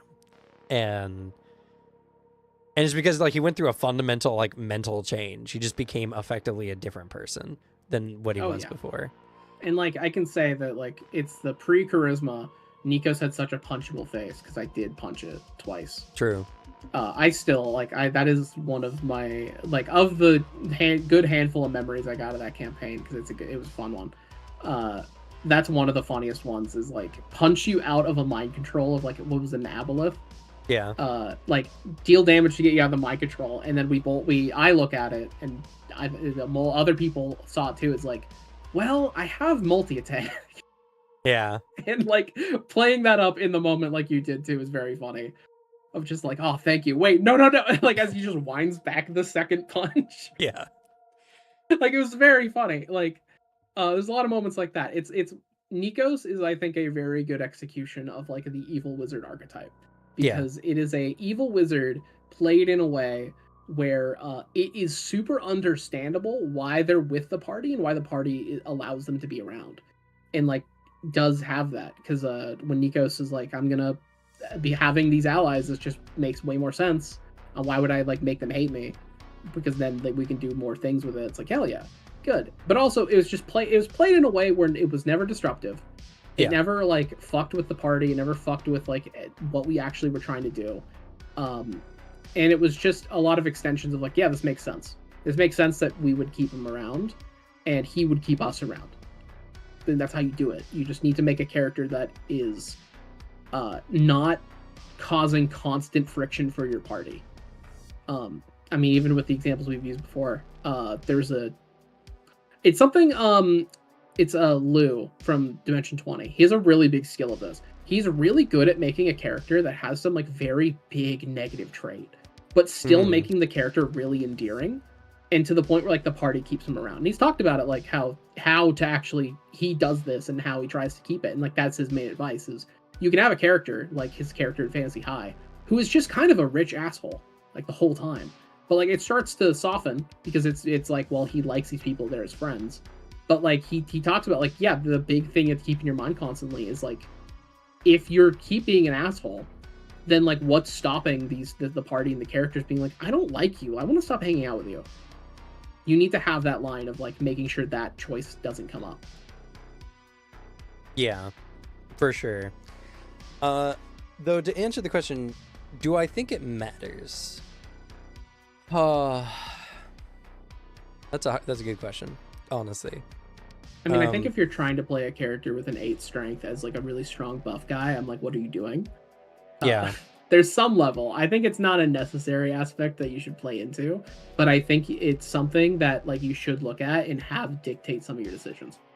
Like, what does high intelligence, low wisdom look like? What does low charisma, high wisdom look like? Like, I think making that choice is something that should help you, because if you play 2 against type, I think it's really weird and confusing. Yeah, I guess my line in the sand is the character should make sense for what they are, what they have, everything like that, you know.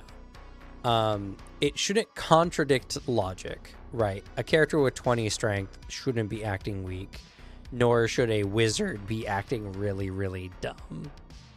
And to be fair, this depends on the type of game you're playing, because not every game stats your attributes that way. We're playing Legend of the Mist.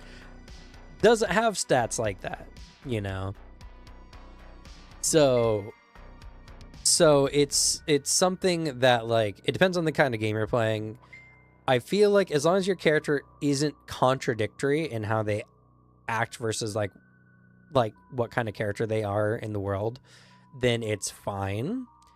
But at the same time, so here's where skill really comes into it, because in my wife's game, she has a friend who's playing with us who is not like the brightest bulb, and I've enjoyed playing with them, don't get me wrong. I'm just trying to be like genuine here and honest about it. And they were playing an inventor, which is in Pathfinder a very intelligent base class, and they were trying to play a smart character, but they are just not they themselves are not very particularly smart. And so it just came off as weird because they were trying to roleplay being smart, but they were just not even close enough to even be like normally smart, at least with how they were having their character act, you know. Not like they're mentally challenged or anything like that. It's more of a person can be intelligent but not smart, right? So they can have a mind that's capable of problem solving, being aware of all this kind of stuff, but they don't use it, and thus their level of knowledge on things is not good. Like, for instance, my wife, I'm sorry to call her out in this, but she thought our microwave was radioactive because of, you know, how cooking food uses it radiates heat to cook. And also food. like microwave radiation is like it's like it's a similar term that it's used because I think it still uses the term radiation. It's just different. It's a different type. Radiation Yeah. is more of a method of transportation of energy than it is like an actual thing, right? So when we say something's irradiated, it means it's projecting energy, is more or less what we're saying. Yeah, it's not the Fallout Geiger counter is going to start clicking, but Yeah, like for instance, the sun irradiates heat mostly, and it actually does have some radioactive elements, but we don't suffer that here. yeah, yeah, it's far enough away, and our atmosphere filters a lot of it. Like UV radiation, Yeah, is like a type of radiation in the same way like microwave radiation is a thing. It's not what you think of uranium with like the byproduct uranium makes. yeah.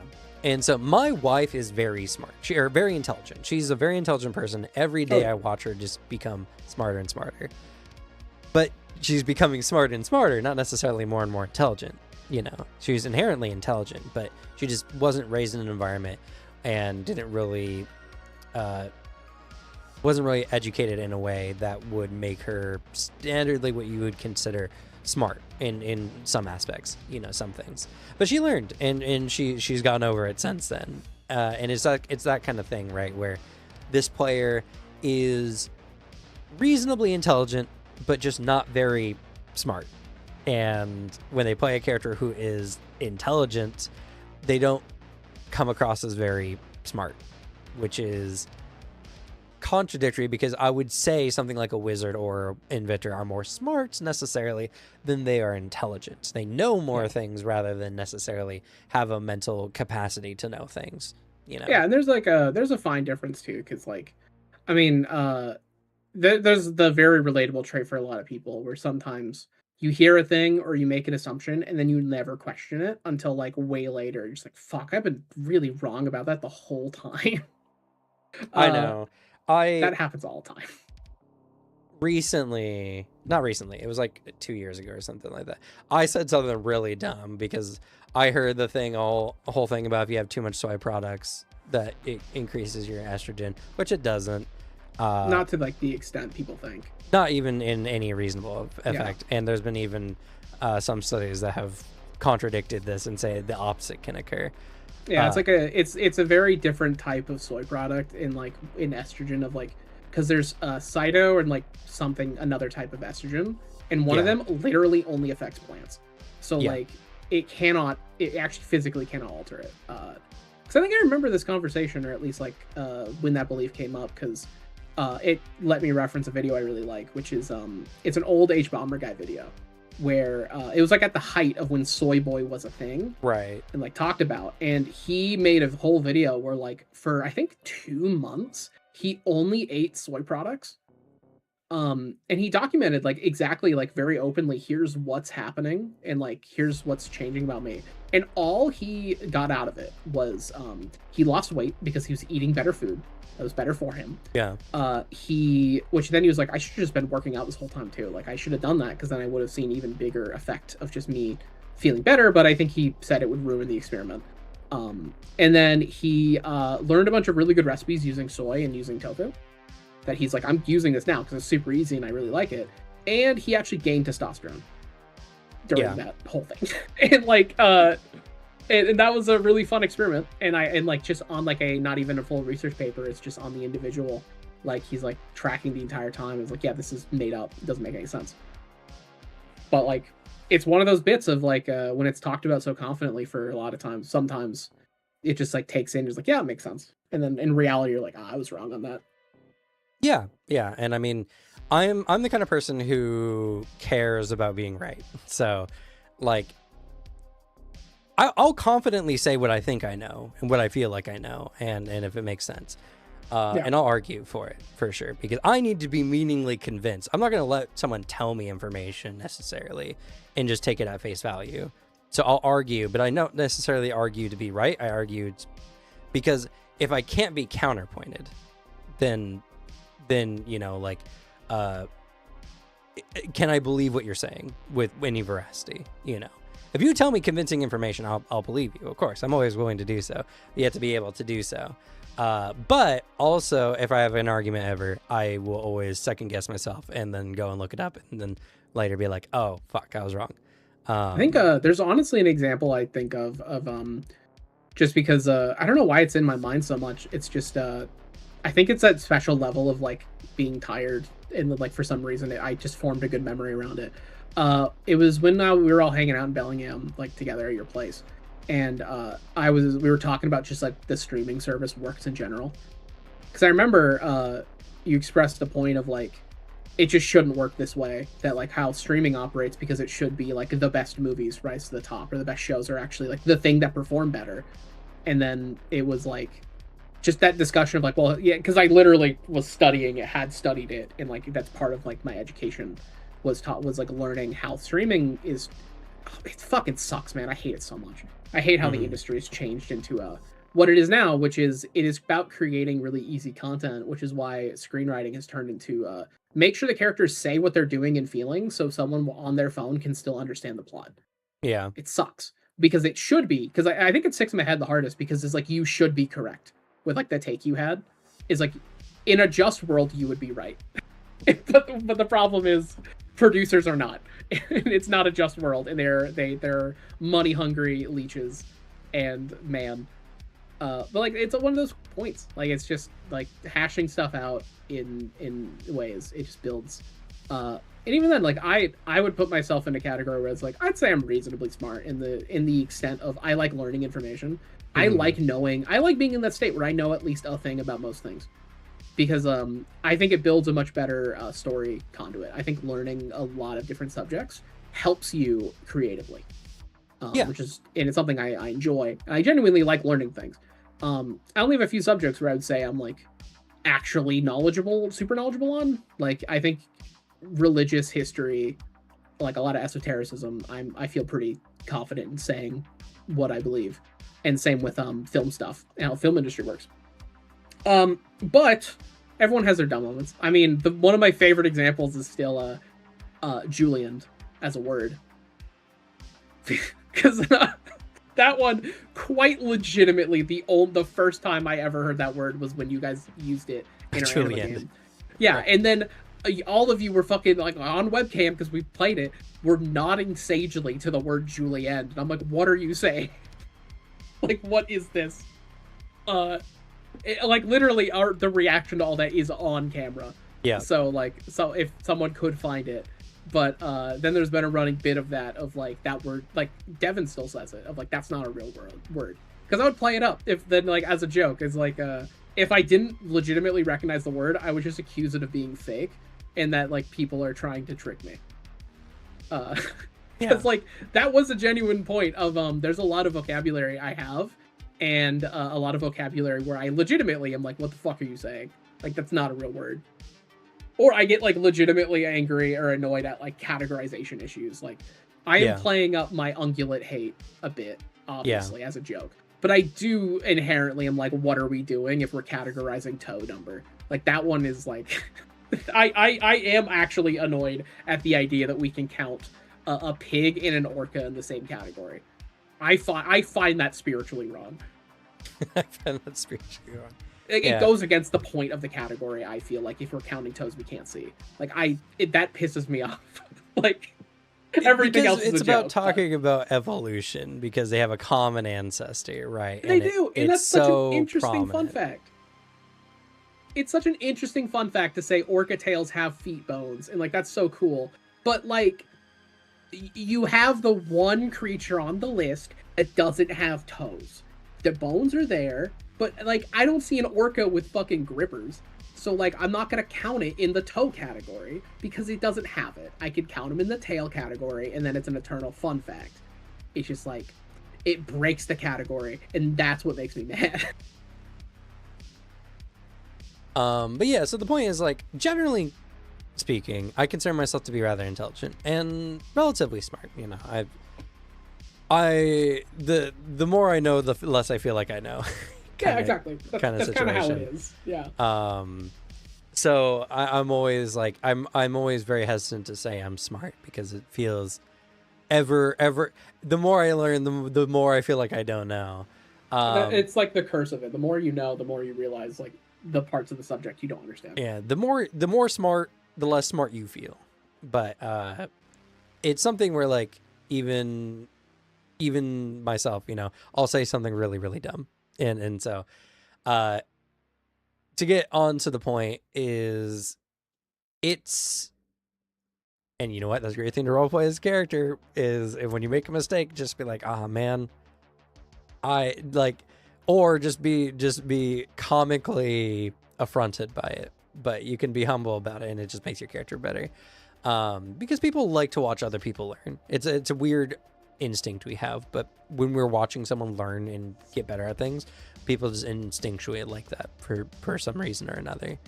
So maybe like a lot of shows where they explain things to you about like how a certain business or how a certain thing works, like Blacklist, for instance, was one of those for me. But it's very important that your character makes sense more than anything else. I don't think there is a certain requirement, especially because in these games you can have genius levels of intelligence, and even the most generally intelligent / smart people can't even compare to actual geniuses because they are just built different in a lot of ways. Like Einstein literally was built different than most people. So and then also like they still have other weird elements or quirks to them. Like Tesla was a very intelligent guy, but he was also weirdly neurotic. One of my favorite historical points of that is fucking Socrates. Socrates is probably such a genuinely like intelligent thinker. There's a reason why Socratic things in general have carried on so much. Is like his big element of just like a real intelligence is in the discussion. But like what got him in the end? Everybody thought he was so annoying they executed him. Yeah. Because they all were like, can you shut up, please? I don't want to be in a conversation for an hour about morality.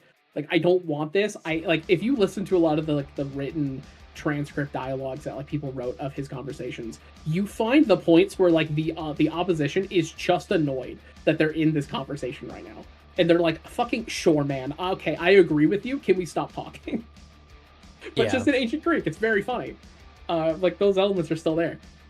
I mean, Big Bang Theory plays on this a lot. Sheldon Cooper is a very intelligent person, but really, really dumb all the time because he's just neurotic, socially unaware, and honestly does a lot of things that are so unnecessary that it just makes him look like an idiot, Like, having people sit in his favorite spot is one of those examples of it's his neuroticism plus his inherent germophobia, even though if he really thought about it, the amount of germs he can receive from those situations are so insignificant and potentially even beneficial to have a level of like that contamination to one's general health that like if you're such a germaphobe that you're afraid to do anything, you're just more likely to get sick because your immune system is just so weakened by your overly sterile living habits. So if he was really smart, right? If he was genuinely really smart, he really knew the math, really knew the numbers. The way he acts in those scenes would be actually dumb in comparison. But that's the point, right? It's the contrast of his character, where he's simultaneously a genius, but also really, really dumb. So yeah, like stats, I think the most important is just preserving a sense of immersion, no matter really what. It doesn't really matter if you're playing to stats as long as your character feels reasonable in the setting. Harry Dresden is such a great example of a guy who doesn't really seem very smart. Maybe even not that intelligent, but he's a wizard. Yeah, like it is the part I really enjoy about the series. I need to read it. I just have really not been in an audiobook mood at all. Same. But like a core part of the series from like the two people that got me into it is the fact that like, because I've told them like Harry is such a fun character because man, he's kind of like a piece of shit loser. And they were like, oh yeah, 100%. And like the arc of like the 19 books, I think at this point, are him becoming legitimately learning from every interaction and encounter. And like all these moments of like, foolishly I did this thing, foolishly I did this. is him like he will take that information and learn from it. Like he has the capacity for learning a lot, and he adapts and does genuinely become a badass, and like makes just overall better choices. But like, yeah, he's got a really interesting element where like his charisma can be like really good if he feels like he's properly on like the front of things, but then that confidence shoots him in the foot later, where because he gets overconfident, he fumbles something. And there's a lot of fun elements. That's the reason I'm uncomfortable with the idea of like always play to your stats. It is like a road. It is a set of barriers that you have to do it. Like you're bowling, it's the gutter on two sides. You have to play in the correct like capacity for the numbers. I don't like the idea because I don't like the idea of a big limiting factor on roleplay. Yeah. I don't like that concept, but I think there's a level of like to that point of if you're playing a character who has 8 intelligence and you're talking like you're philosophizing and like talking about magic history, like I don't know, unless there's something extra going on, like I'm gonna be like, this doesn't fully compute. Like, are you just role playing your character that they're good at everything? And like I don't feel like you're playing to the character as well as you could. But I don't like the idea of the minutia of it, of being like, oh man, I got to role play an 18 charisma and a 16 wisdom. That extent I'm not a fan of. Taking it as a fun guideline or challenge, I think, is a better route and avenue to approach it to. Yeah.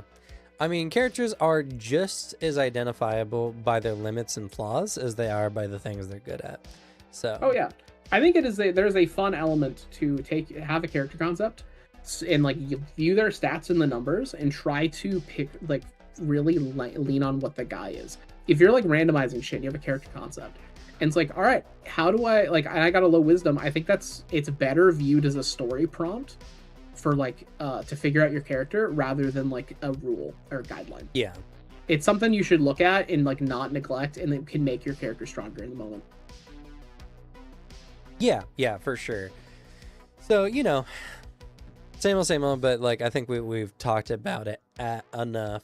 That's gonna be it for us today. A very interesting conversation. I definitely think the social aspect of TTRPGs is ironically one of the parts that are the most difficult and the most like skill based of all, because at the end of the day, a narrative game is a social experience. It's about group storytelling, and if you want to play it more like a board game, that's completely fine. Don't let me tell you how to have fun, but I'll tell you, the people who really play it like a board game tell not as interesting stories. So, you know, whatever reason you're playing the game, I'm here to tell interesting stories. Speaking of interesting stories, check out our Beast Tamer game. It's actually getting pretty good. Check it out on the live tab. But before we head out, Alex, anything you want to leave us off with today? Yeah, if you're a big fan of lore content, that's what I cover on my channel, Glue Boy. I got a bunch of videos in the works. I got some fun stuff happening. I've been meaning to edit a video, but I've been busy with real life chore shit I need to get done. So that's been a barrier. But yeah, it's pretty sick, pretty cool. Come subscribe, come watch videos on World of Darkness. It's fun. As for me, not much has changed from the last time we talked. We're still getting in the process. I'm still not quite ready to start producing content, at least in any regular fashion. We're working on our Beast Tamer, the Spirit of Anima document for the Cauldron on RPG Drive-Thru for Legend in the Mist. We're actually making really good progress on that. We're a good way done through like our rough draft. The next part is just finishing that and then rough draft and then formatting into a PDF document to put on RPG Drive-Thru, and then you'll be able to play in our Beast Tamer setting with the rules that we've designed and like a good number of pages of example beasts if you want to know what kind of beasts are in the game.